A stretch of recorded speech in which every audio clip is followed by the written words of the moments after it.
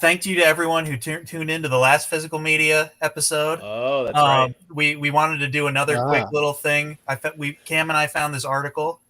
So we're going to jump into that real quick. That's right. Yes, I forgot about that. So this article from IGN discusses a lawsuit against Ubisoft by two gamers. And this game, The Crew, that came out in 2014, it became unplayable after its servers were deactivated in March 2024.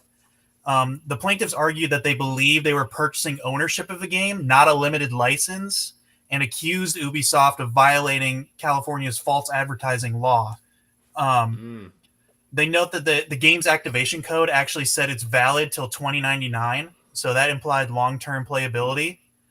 But Ubisoft countered that the players only bought a limited license and were not clearly, were clearly notified that through the packaging warnings that at any point they could terminate it within 30 days notice.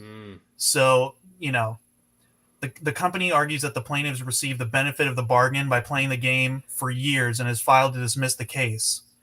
So it's kind of crazy because it's like, will physical media just now become licenses? Like that's what looks like this started back in 2014. And the only thing is California does have a law that says you must have that on the packaging.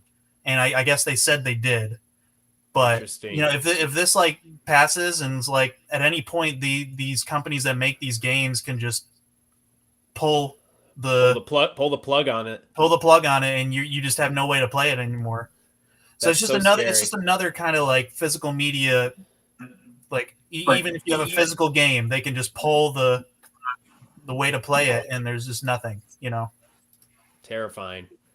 I think it's crazy that they own the game technically, but it's kind of creepy because you aren't able to actually even own the game anymore. Exactly. Like before, even a digital, you kind of still owned it on your account. But I mean, at this point, if they are saying you're only buying a license, I mean, it's basically streaming for games. You're gonna pay to play, and tough luck if we decide to pull it away.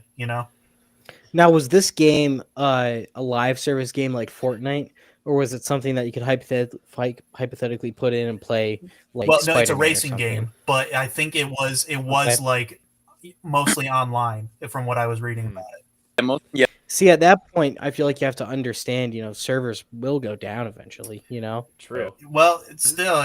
But I agree with the sentiment of like if you buy a movie on like Fandango or Amazon Prime, you're not actually buying a digital copy of the movie. You're buying the right to stream it from Fandango or Amazon Prime, and if they want to change it or there's a rights issue and they pull it, you can't watch it anymore. So this is a problem.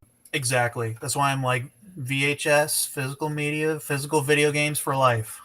The the only two guys probably who are playing this game though, they're like that's true. They're like best friends. That's definitely fair. They're just like best friends playing, and then one day it just stopped, and they just started like sobbing, crying, like this was our only connection was The Crew.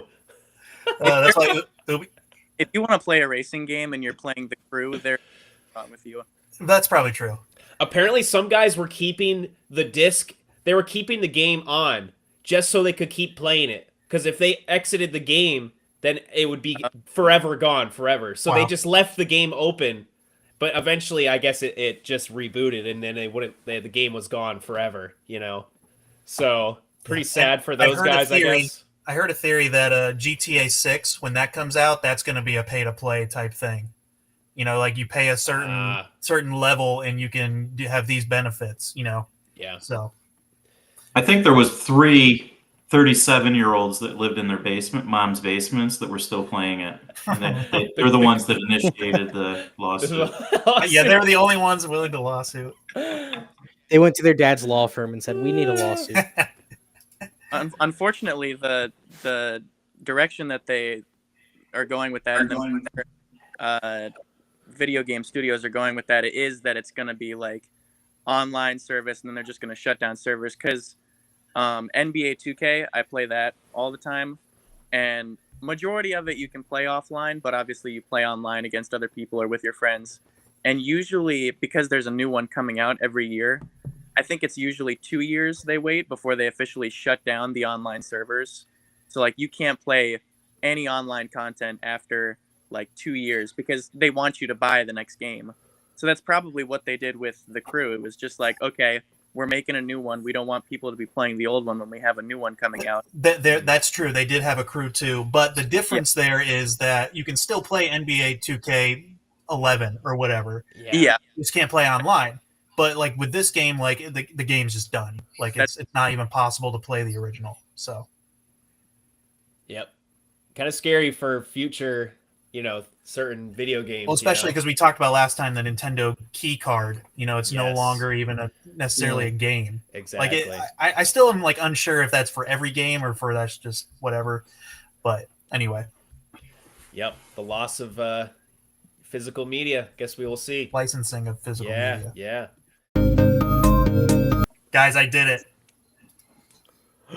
Barney tape sold $500. That's crazy. This is my best sale ever. Can you believe insane. this? $500. And they paid full price and shipping. How much did it originally cost again, Wade? So I bought it in a lot for about $36 for a bunch of tapes. So I think when I did the breakdown, it ended up being about $1 I paid. Wow. Well, Wade, now you can go buy a Switch 2. Yeah, Switch 2 is coming. I told that to Mary, and we'll see. We'll see. Hopefully we can get one someday. But dude, let me just give you guys some comparison real quick. Oh, nice. Here's Love to Read with Barney. That was my number one sale, $500. The next best was this sealed original Jaws I found at Goodwill for $150. So not even close. Isn't that crazy? But yeah, I've also sold Brother Bear 2, which is a rare one. Some Hey Arnold, a sealed Return of the Jedi, which was pretty cool. But yeah, by far my best sale of all time on eBay, let alone a single tape. So, Wade, congratulations. Thanks, guys. That's insane. Longtime viewers of this YouTube pod actually will know that I got it a couple months ago. Was that on episode 1 or 2 where you announced that? Episode 1. I think that was episode 1. Wow. Full circle moment, Wade. Yep. Isn't that crazy? That is awesome, dude.